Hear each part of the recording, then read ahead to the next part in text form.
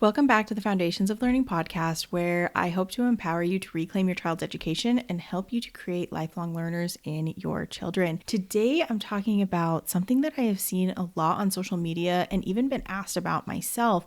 And this is the big question. My child can read just fine, so why can't they spell? Spelling is something that I constantly see confusion over on social media and through questions with parents and even educators. Like, what should I be doing for spelling? How do I teach spelling? Like, what is this spelling thing that I'm supposed to be doing? And I get it, because you probably remember being given a list of words that you had to memorize how to spell, and then you were given a test on it on Friday, and then you probably forgot it by the next Monday, and then you got the new list. And let's be honest, that's probably what your child is experiencing right now. But let me be very clear, this is not the way. This is not how we teach spelling. It is not a memorization game. It is a little bit, but we're going to talk about what your child actually needs to become a confident speller, and it's not memorization.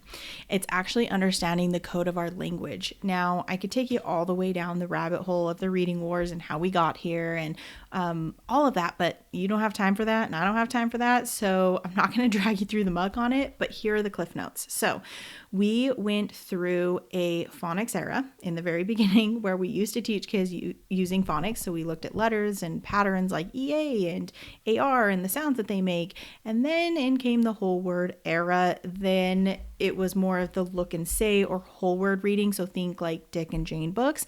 Kids were memorizing words. They were using context clues and pictures to figure out what a word said. And then they read the same words over and over again until they stuck. And then we went into balanced literacy. And this is what I was taught in university. And I only graduated 7 years ago. Balanced literacy mixes a little bit of phonics with a whole lot of memorization and guesswork. All of the things I just talked about with whole word reading is where we are actually using context clues. We're doing pictures. We're doing leveled readers that have, text that's like, I see the dog, I see the dinosaur, I see the cat, I see the, right? And it's repeated, and then that last word is different, and the kids oftentimes are not taught how to actually sound out each sound in that word, and then they look at the picture and guess, or they have a ginormous word like dinosaur and they don't know the patterns that are in that word to even sound it out, and so then they just look at the picture and they guess the word, and maybe on that picture it's a dinosaur and it's a kangaroo. I don't know, some random other animal, and they say kangaroo instead of dinosaur, and you're like, no, look at the word again. What does that say? And they're like, tree, right? Like they have no idea what they are doing. That is balanced literacy with some phonics sprinkled in. Then we go into the science of reading and structured literacy, and that is really today's big shift. So this is actually backed by neuroscience, linguistics, and psychology. And this approach identifies 7 core skills that kids actually need to become strong readers and spellers. So we have oral language, phonological awareness, letters, phonics, vocabulary. You don't teach vocabulary by just telling them a word and a definition. It's very, very different. We're looking at prefixes, suffixes, whole words, root words. We are really breaking it down so that we can understand the meaning of words based on our code. We have writing, and then we have reading comprehension. So why did we circle back to phonics? Because researchers realized that kids with dyslexia were drowning in the memorization methods, and spoiler, only about 20 to 30% of kids can actually learn that way. So if you're like, I'll just read to my kid and they'll become a reader. No, that is the one beef that I do have with some of these unschoolers and even some homeschoolers. I'm so sorry, but no, that is not the case. And maybe you're like, no, my kid's a great reader. We'll check their spelling, because if they are struggling in spelling, it is because they've memorized a bunch of words and they don't know how to actually write the word from memorization, because it is a lot easier to read a word than it is to spell. We're going to get into it. So that is how the science of reading was born, was because these dyslexia kids were really falling behind, and so they wanted to see like what parts of the brain actually lit up when we were reading and when we were writing and when we were learning these skills. And what they found is that we need explicit systematic instruction in the code. Thus, science of reading and structured literacy became something that we are now really trying to push into the schools. There's so many people talking about it on social media, because we as educators that have used this approach, like myself, understand how helpful it is when you go from a balanced literacy to structured literacy approach. It is night and day difference, and the confidence you see in the kids, the ability that you see in the kids is night and day. So why can't some kids why can some kids read but not spell? So the first place I always want to check is phonological awareness. Now, this is just the ability to notice and work with sounds within spoken language. It's the foundation of decoding, blending, reading, and you guessed it, spelling. Here is a fun fact. 80% of kids who struggle with reading and spelling actually have a deficit in phonological processing. And here's the best part. This skill is completely auditory, so you can literally practice it anywhere, no letters required. So these are the 4 core skills in phonological awareness. And if you want a deep dive on every single skill that you do in phonological awareness, I have another video and I'll link it down below. And I go through each skill and how you can do it with your child. But I think there are really like 4 core skills in my experience teaching kids to read and write that really are important for them to know how to do, because they're going to use them over and over again in reading and in writing. So the first one is word awareness. So for example, the parent might say, or you might say as the parent, can you tell me how many words are in the sentence? You would say, I like my cat.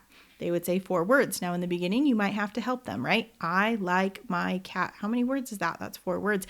It's going to be really fun for them because they're going to want to count how many words are in their sentence. Then you have first sound fluency. So for example, you would say, what's the first sound you hear in the word bat? And they would say b. Again, you might need to help them with this. And one thing that I do, I mirror them and I might say the word is bat. Let's break the sounds apart. B, at, bat. What's that first sound? B. Bat, and it helps them to recognize what you're asking them to do. And you might need to give them an example of what you want them to do until they get good at it. Then we have syllable segmentation and blending. So syllables are literally a vowel or vowel sound in a word. So you might say, what are the syllables in butterfly? And they would say butterfly. Now, when you're talking about syllables, the easiest way I have found for students to do this, instead of just clapping or tapping their arm, because they literally don't know what they're doing, when you have a syllable that's right? Butterfly. The sound throws them off because they're thinking of vowels as a, e, I, o, u, or the short sounds a, e, right? Those are the sounds that they're thinking about. So when you break up syllables, you have the ER, that is a R-controlled syllable. If they have not learned that yet, and you're doing this orally, obviously, they're going to be very confused. But if you put your hand under your chin and you say butterfly, every time your chin drops is a syllable. So that's kind of like a concrete way that they can actually feel when there is a vowel in that word to break it apart. And then you have blending. So you might give them the syllables and then they have to tell you the word. So maybe you say the syllables are skeleton. What's the word? And they say skeleton. Then you have phonemic awareness. Now you're going to have blending and segmenting. So for segmenting, you might say, tell me the sounds in the word bet. And they would say b. With this, again, you can use your fingers. You could use blocks, so every sound represents something. So you could, move a block for every individual sound. That kind of helps to get them ready for when they are going to spell. Hint, hint. But I like, if I'm doing it quickly with a kid, we just use our fingers like this, and they would go b. And that breaks it apart, right? So if you're doing really small words, it's super simple to do it with your fingers. You can even do it like this when you are counting words. And then we have blending. So this is where you're going to say the sounds and they're going to say the words. So you might say the sounds are it. What's the word? And they would say mit, right? So as you are doing this, these are the main things that they're going to need when they are reading and when they are spelling and writing. Word awareness goes great with writing sentences. First sound fluency helps to build that very beginning stage of understanding that we can break words into sounds. And then you have syllable segmentation and blending, which is going to be super helpful when sounding out a super large word or when spelling a large word with multiple syllables. And then you have phonemic awareness, which is the very basic of breaking each word into its individual sounds, because you can do that with every single word. And in the early stages of spelling, that is a super helpful skill. So when somebody asks me, why can't my child spell? The first thing I want to ask them is, do they understand the code? So another reason that spelling falls apart is because kids were actually never taught the code. They weren't actually explicitly shown that TH says and it is 2 letters that make one sound, and it can make an unvoiced sound, like in the word bath, which when TH is at the end of a word, it's generally going to say the th sound. Unless we add E, then it will make it the voice sound. or it can show up in the beginning, which most often it is going to have the voiced sound. Although, like I said, there are different, it's not a hard set rule. None of these are hard set rules, but it's a parameter that helps them to at least give them something to follow with these words. So like you might have the voice sound th in this, right? So we're not memorizing words. We are literally memorizing the sound parts, because when you have these sound spellings like TH, now that they know that it can make a voiced or unvoiced sound, they can read a bunch of words with TH, right? They just have to memorize that one sound pattern or that sound spelling. So this is where phonics comes in. Reading and writing are the cornerstones of your child's education. Without the right foundation, they can struggle, but with the right tools, they can soar. That's where the 5 Foundations of Reading e-course comes in. This course is designed to teach parents how to help their children master phonological awareness, which is the essential first step in literacy, phonics skills like decoding spelling patterns for fluent reading and writing, segmenting and blending, which are key strategies for becoming a confident reader, and orthographic mapping so that your child can learn spelling patterns and use them effectively. Last, you'll learn about high-frequency words, which are essential for fluency in everyday reading. You'll also learn the most effective ways to teach these skills, making learning time productive and enjoyable for both you and your child. Whether your child is ahead or catching up, this course equips you to support their journey to literacy success. Start today by visiting k3homeschoolfoundations.com or check out the link down below. Phonics is simply matching the sounds in spoken English with the letters or groups of letters. So phonics in action, let's talk about it. If we were learning about EA, I would tell the child, we're learning about EA today. EA can actually make 3 sounds, but today we're going to focus on 1. EA says E. What does EA say? E, you'd probably show them EA, right? Now I have mnemonic devices because it truly does help kids to remember this if you have some sort of mnemonic device. And so my mnemonic is EA, leaf, E. And then we practice. So I would say, this is EA, leaf, E. Can you say it with me? EA, leaf, E. This is just to help you remember what EA says. But when we read, we just say E. Then you are going to practice reading words with that pattern. So you are going to help them through that. You're going to give them a list of words. You can write it on a whiteboard. I have a bunch of resources on my website that you can also do this with. But you would read the words together. Let's say you had the word leaf, right? And you would say, let's read this. What pattern do you notice? Again, what were we talking about? Oh yeah, EA. Oh, I see EA. What does EA say? EA says, and the child would say E. All right, let's sound the sounds in this word. Ready? L, E, F, leaf. What does this word say? Leaf, right? And then you're having them do it with you. So you are having them help you find the pattern. What do the sounds say? Blending it together. And then you're going to give them words to read on their own. This is very important. Give them a list of words, let them read the words they need. If they need to segment and read or blend it together to read the word, have them do that. Okay, so they're going to read it on their own. Now, this is the spelling practice that's actually going to work, and this is the most important part. Reading and spelling go hand in hand. If you only read with the pattern, you're missing half the skill. So if you have talked about EA and you've read words with EA, now they're going to spell words with that pattern, but first you're going to show them what that's going to look like. So for example, if I was writing the word leaf, I'm going to show them how I would do that. And I'm going to think out loud and I'm going to say, I have the word leaf and I would like to spell it. Let's tap the sounds that are in that word. L, E, F. Ooh, I have 3 sounds. Now you could have the child move blocks for each sound, or obviously you're showing them, so you would move blocks for each sound. You can draw a line for each sound and then put each sound on each line. Each line represents a sound, not a letter. Do not do 2 lines for EA because EA is just 2 letters sticking together to say one sound. So I would write 3 lines. Let's say we're going to do lines and I would go 1, 2, 3. Okay, now we're going to write the word leaf. Let's think. L, E, F. What's that first sound you hear in leaf? Again, first sound fluency. L, what letter? L. E, what was the pattern we were talking about today? Oh yeah, E, A. E, A, and then L, E, F. What's that last sound? F. That's what letter? F, right? So you're having them help you as you're doing it so that they can see what you're doing and how you're thinking about it. And then I would read the word leaf so that we can make sure that we actually spelt it correctly.